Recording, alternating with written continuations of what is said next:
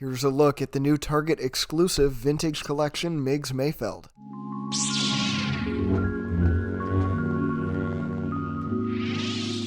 Here's the figure on the card back, and I've been very excited about this one ever since it was announced. This is maybe my favorite episode from The Mandalorian, so it's awesome to see the lineup of characters from this episode all getting made. I'll be waiting very impatiently for that Din Djarin from Morak. I think that one's going to go really well hand in hand with this one. But while we've still got a little bit of a wait to go until we see that one release, this one is starting to hit Targets all across the US, so be sure that you get out there and check Targets near you if you want to get one of these. Looking at the card back, I think the image on it looks pretty decent. It is kind of a Photoshop together image, it looks like, with that background, and I think the whole thing looks a little undersaturated or not very well exposed. I'm not sure exactly what it is, but I think it could look a little better. I don't think it's terrible though, and I'm still pretty happy with it. If we take a look around the back of the figure, we can see that this is VC 229 in the line, and the other figures on the back are interestingly not from the most recent wave, that Fennec wave that we've been seeing on the back of newer figures, but these ones are from the wave that came out before that one that started hitting stores all the way back in late 2021. It makes me wonder if this figure was originally supposed to have released earlier. If that's the case, a delay might be because of the running change that they had to make with the armband, which at this point it looks like they've fixed and is now painted green on the versions that are hitting Target, so that's a good thing. The figure looks pretty nice in the bubble. Again, I will always like it when they pack the helmet off of figures who come with removable helmets. I think it's always good that we're able to see the face sculpt on the figure in the bubble.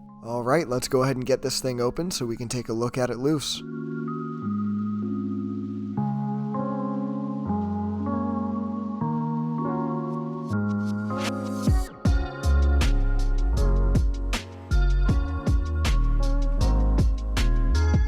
Here's a look at the figure loose outside of the package, and I think it looks really nice. The first thing I want to do is take a look at that face sculpt, because I think it looks pretty nice here. It doesn't look perfect, but it's very close, and especially nice for a human face, which they don't always nail. TVC has been killing it lately on these face sculpts, and this is a really good example of that. It looks awesome. The beard looks better in person than it does on camera. You can see it looks kind of speckly here. That's not something that you really see in real life.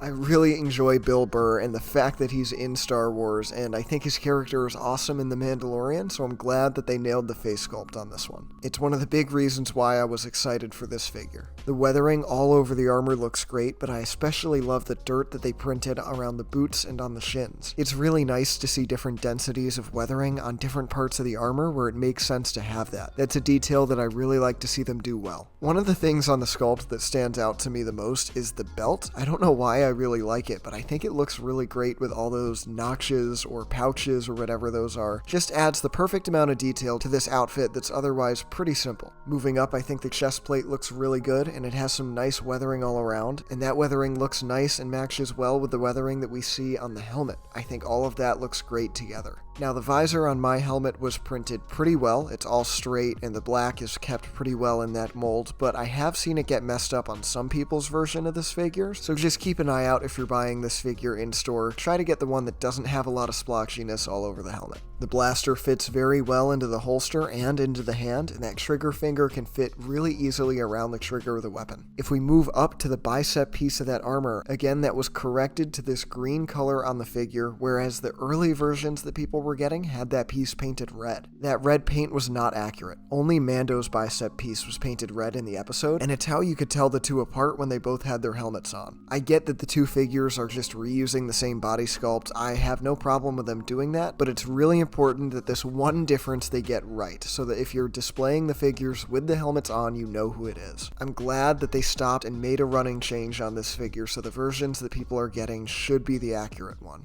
Even if the figure had to be delayed a little bit for them to do that, it's well worth it in my opinion. Overall, I think this figure looks great. The armor is nicely molded and painted all around, and I think the face sculpt is great, right up there in quality with what we've been getting in the rest of TVC lately. This figure is one that I'm really happy to finally have in hand, and I hope all of you are able to go out there and get ones for yourselves. For another look at this figure, other figures, vehicles, and playsets from across the Star Wars lines, be sure to check out the Jedi Collector on Instagram. Link will be in the description.